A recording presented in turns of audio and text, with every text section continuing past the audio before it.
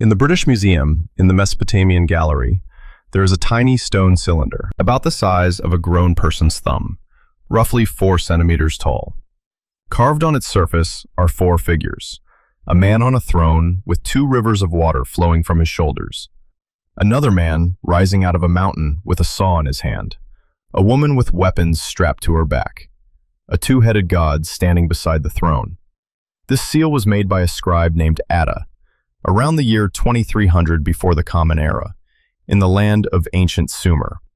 Today, it is in the British Museum catalogue under the designation BM 89115.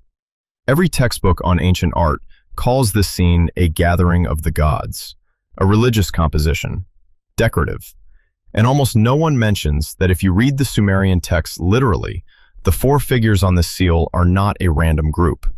Each of them refers to one element of one and the same place on the map, a place to which, according to other tablets in the same museum, the goddess Inanna descended through 7 gates to a city under the ground, and that place is on the modern map.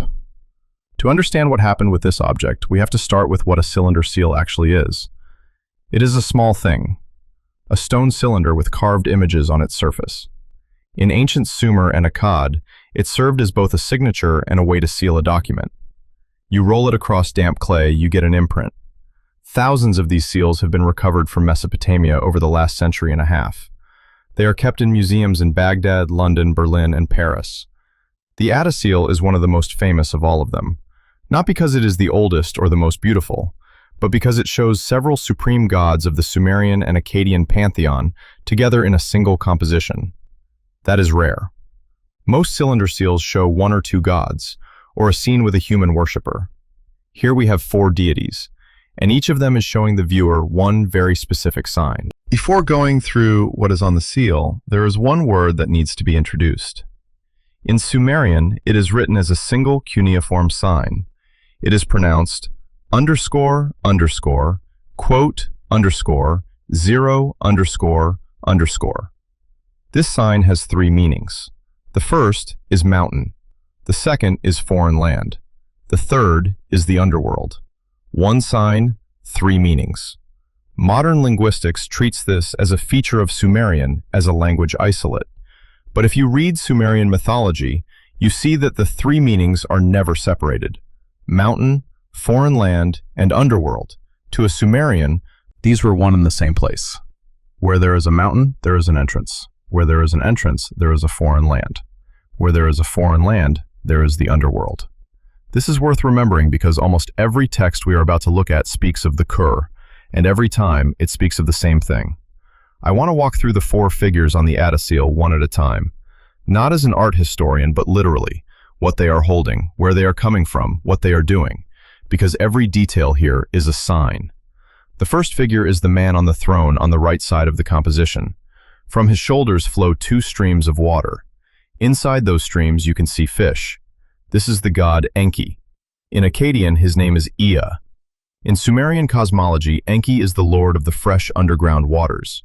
That underground ocean is called Abzu. The word Abzu gave us the Greek abyssos, which is the source of the modern word abyss. In the Sumerian texts, Enki does not live in the sky, not on the earth. He lives in the Abzu, beneath the ground, in the ocean of fresh water that lies between the surface of the earth and the underworld of the dead proper. His temple is called the Abzu, which means the house of the abyss. This is not a metaphor or a poetic image. It is a specific building in a specific city, which we will get to in a moment. Where does Enki's water come from on the seal? From his shoulders, not from a vessel in his hands, not from a spring under his feet, from his own body. The iconography is saying, the god here is not bringing water from somewhere. He himself is the point at which the water reaches the surface. The second figure, to the right of Enki, is a god rising out of a double mountain. He holds a serrated object in his hand, which most art historians identify as a saw. He has horns on his head. Rays come out of his shoulders. This is the sun god. In Sumerian, Utu. In Akkadian, Shamash. The double mountain is a very specific iconography. In the Sumerian texts, there is a concept called the Mountains of Mashu. two peaks through which the sun passes every morning and every evening, the mountain of sunrise and the mountain of sunset. Between them runs an underground path along which the sun travels at night. In Sumerian, that path is the Kur. Shamash on the seal is rising out of the mountain, which means he has just emerged from the underground passage. He has just come through the Kur. He is the only deity in the Sumerian pantheon who walks that road every single day. The third figure, to the left of Enki, is a goddess with weapons on her back, a horned helmet on her head, wings on her body, a lion or leopard at her feet. This is the goddess Inanna, in Akkadian, Ishtar. Inanna is the only deity in the Sumerian pantheon who, according to one of the most famous Sumerian myths, voluntarily descended into the Kur and came back. We will go through that myth in detail in a few minutes. The fourth figure stands between Enki and Shamash, a small two-headed god. This is Usmu, in Akkadian sources, Isimud, the vizier of Enki, his attendant and gatekeeper. In the myths, his job is to open gates. One of his two faces looks forward, the other looks backward. He is literally standing on a threshold between two spaces. Put it together. On a single small seal, made around 2300 before the Common Era, we see four gods. One, the point at which underground water emerges. The second, the only one who travels the underground road every day. The third, the only one who descended into the lower world voluntarily and came back out. The fourth, the opener of gates. This is not a gathering of gods. This is a diagram of a place. Think about what that means. If the four figures on the seal are not a decorative group, but a functional schematic of a single point on the map, then by the rules of Sumerian iconography, that point should have four properties. Underground water rises through it. An underground path passes through it, a path traveled both day and night. Someone once descended through it into the lower world and came back. And there is one who opens the gates. The Sumerian texts name exactly one place where all four of these properties coincide. And here I want to pause and speak to you directly. If any of you have been to the British Museum and the Mesopotamian Gallery, write to me in the comments. If you have stood in front of the case with the Adda seal, do you remember what is on the museum label? Is Enki mentioned? Is the Abzu or the Kur? I get comments from people who traveled specifically to see this seal, and they all describe the same thing. A short label, generic words about depiction of Sumerian deities, nothing about the four functions. If your experience has been different, I would like to know. And one more thing. If any of you have Google Earth and 15 minutes of free time, the coordinates we are about to talk about can be looked up right now. They are in the public domain. And what you will see there from satellite is a real physical trace, visible from space. Now set the seal aside for a moment, because in parallel with the Adda seal, there is a series of Sumerian and Akkadian texts that describe the same geography in much more detail. The most famous of them is the myth of Inanna's descent to the underworld. It survives in several cuneiform copies. The most complete version is on tablets from the early 2nd millennium before the Common Era, found during excavations at Nippur. The story goes like this. The goddess Inanna decides to descend to the Kur, to the underworld, to visit her sister Ereshkigal, the queen of the dead. She puts on 7 items of authority: a crown, a necklace, a string of beads, a breastplate, a golden ring, a measuring rod, and lapis lazuli line, and a royal robe. Before she goes down, she instructs her vizier Ninshabur. If she is not returned within 3 days, he is to go to the gods and ask them to bring her back. Then she walks to the entrance of the Kur. The text describes 7 gates, and every gate is described individually. The gatekeeper has a name, Neti. He asks her who she is and why she has come. She answers. He goes to Ereshkigal and reports. Ereshkigal commands, "Let her pass," but at every gate 1 item of authority is to be removed. At the first gate, they take her crown. At the second, the lapis lazuli beads of her chest. At the third, the double strand of stones around her neck. At the fourth, the breastplate called, "Come, man, come." At the fifth, the golden ring of power. At the sixth, the measuring rod and the lapis lazuli line, the symbols of judgment. At the seventh, the royal robe. By the time she reaches the lowest level, She has been stripped of every sign of her status. Naked. There she is killed, and her body is hung on a hook. After 3 days, Ninshubur, as instructed, appeals to Enki. Enki creates 2 beings out of the dirt under his fingernails and sends them down into the Kur. They restore Inanna's body and bring her back to the surface. This myth is called a religious text. That is true. But notice one detail that is almost never pointed out. The text describes the crossing of a boundary in a very systematic way. Specific objects, a specific number of gates, a specific way back, through the same god whose symbols we just saw on the Adda seal. And most importantly, the text says where the entrance to the Kur is located. Not somewhere in the west, not in the land of spirits, but in a specific city which exists on the modern map. That city is Eridu. Eridu is the oldest Sumerian city. According to the Sumerian king list, which has come down to us in several copies, Eridu is the first city, the city in which kingship descended from heaven at the very beginning of time, before the flood.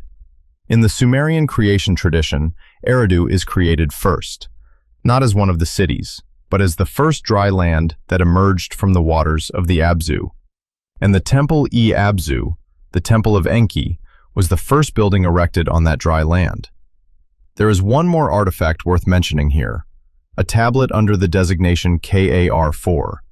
It is kept in the Vorderasiatisches Museum in Berlin. It is an Assyrian copy of an older Sumerian text. A bilingual, the text runs in parallel in Sumerian and Akkadian. It describes the creation of human beings. The text says that humans were created in a place that is called the place where heaven and earth came together. That place is Eridu, the point of convergence. Not one of the locations, the point. The coordinates of Eridu are precisely known. The modern name of the site is Tel Abu Sharain. It is in the Dikar province in the south of modern Iraq, 30 degrees 48 minutes north and 45 degrees 59 minutes east. If you enter those coordinates into Google Earth, you will see a large mound rising in the middle of the desert, a mound with regular geometric outlines. Excavations at Eridu have been carried out several times over the last 170 years, and every time they have ended the same way, prematurely. The first to dig was a British researcher named Taylor in 1855. He was working on behalf of the British Museum. A few trenches in the upper part of the mound, a few brick fragments with inscriptions. Nothing he was able to interpret. Taylor left, disappointed. He later wrote that he considered Eridu an unimportant city. In 1918, another Briton came back, Campbell Thompson. This was after the First World War, after the collapse of the Ottoman Empire, at the moment when British archaeologists got access to Iraqi sites again. Campbell Thompson spent a few weeks at the location, then funding cuts in London, departure. The next year, a short expedition by Hall from the same British Museum. A few weeks again, no conclusions again. The main expedition was Iraqi, from 1946 to 1949. Co-directors, the Iraqi archaeologist Fuad Safar and the British archaeologist Seton Lloyd. This was the first scientific excavation at Eridu, using methodology that was modern for its time. Stratigraphic digging, layer by layer, documentation of everything they found. 3 full seasons, and here's what they found. Below the upper temple, there was an older temple.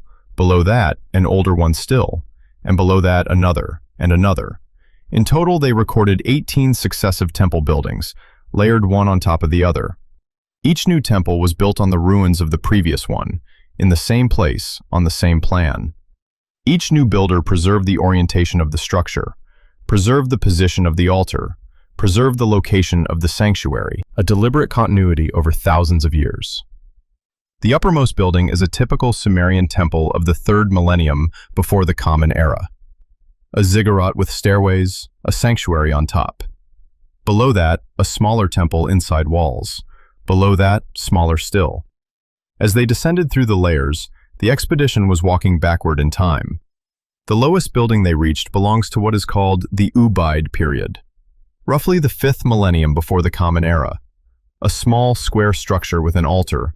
Inside, fish bones. Many fish bones, piled in front of the altar as offerings. Enki at Eridu, already in the 5th millennium, was associated with water and fish. The same iconography that we see on the Adda seal 2,500 years later, which means the Temple of Enki at Eridu was rebuilt continuously on the same point for at least 3,000 years, possibly longer. It is impossible to say for certain, because the Safar and Lloyd expeditions stopped work in 1949, not because they had reached bedrock, but because the funding ran out. The archaeological layers of Eridu have not been studied to the end. Beneath the lowest known temple, that is, beneath the 5th millennium, no one has dug. What is there is unknown. What is known is one thing. Beneath Eridu lies groundwater, not dry earth, an underground water table that supplies the region, the same water that the Sumerian texts called the Abzu. The Temple of Enki literally stands above an underground ocean of fresh water. This can be checked by any modern hydrogeologist. Sumerian mythology about Enki and the underground waters is not allegory. It is a description of a real geological feature of this point. After 1949, no full excavation campaign at Eridu has resumed. 75 years. The site has been on the UNESCO World Heritage List since 2016, but there is no active digging there. Because of the political instability of Iraq, because of the absence of international teams, because the priorities in Iraqi archaeology in recent decades have been elsewhere. The coordinates have been published. The satellite images are available. The artifact we started with, the Adda seal, sits in the British Museum, accessible to anyone with a ticket. The myth of Inanna's descent has been translated into dozens of languages.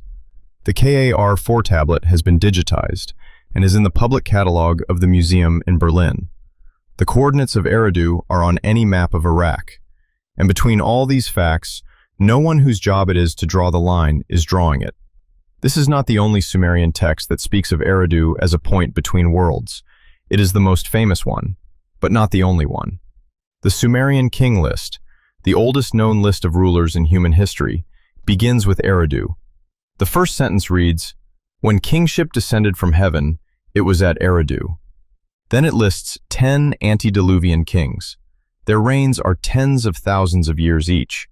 Modern Assyriologists treat those numbers as belonging to the realm of myth.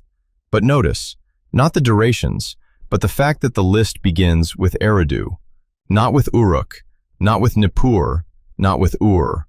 All of those will come later. The starting point is Eridu. In the 3rd century before the Common Era, a Babylonian priest known in the Greek tradition as Berosus wrote a history of Mesopotamia in Greek. Most of his text is lost, but there are quotations in later authors. In one of them, Berosus describes Oannes, a being who rose out of the waters of the Persian Gulf and taught humanity civilization. Oannes lives in the water. Modern researchers identify Oannes with Enki, or with one of his epithets. Berosus was writing this on the basis of Babylonian archives, the same texts that have come down to us in fragments. And there is the Epic of Gilgamesh. In one episode, Gilgamesh passes through the mountain of Mashu, the same mountain we just saw on the Adda seal under Shamash. He enters an underground tunnel, travels through it for 12 double hours in complete darkness, and emerges into the Garden of the Gods. The Garden of the Gods in the epic is described very specifically. Trees of lapis lazuli and carnelian, fruits of stone. This is not an earthly place, but Gilgamesh reaches it through the mountain, through the Kur.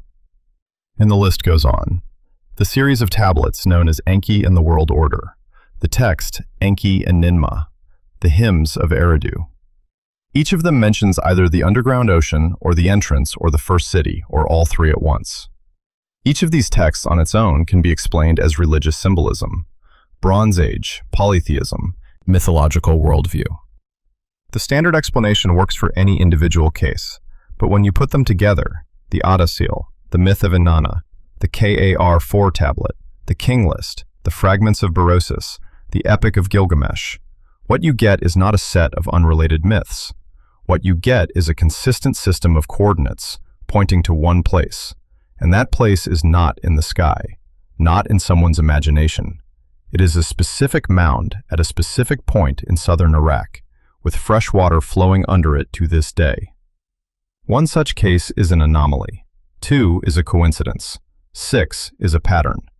When the pattern is systematic, and at the same time no expedition has gone back in 75 years to check what lies below the lowest known layer, That is no longer a question of science. That is a question of priorities. I do not know what is beneath the 5th millennium at Eridu. I do not know whether there is a physical structure there, a complex of chambers, tunnels, anything, that could explain why 6 independent texts across thousands of years converge on this exact point. I do not know what the scribe Adda saw around 2300 before the Common Era, when he, or those behind him, chose to depict precisely these 4 gods in precisely this configuration. I know something else. The seal in the British Museum, accessible to any visitor. The myth of Inanna's descent, translated and published. The KAR-4 tablet in the open catalogue of the museum in Berlin. The coordinates of Eridu on every free map. The mound visible from space. The groundwater beneath it documented. And no team with 21st century instruments has been back in 75 years. The artifact is in place. The texts are published. The coordinates are open.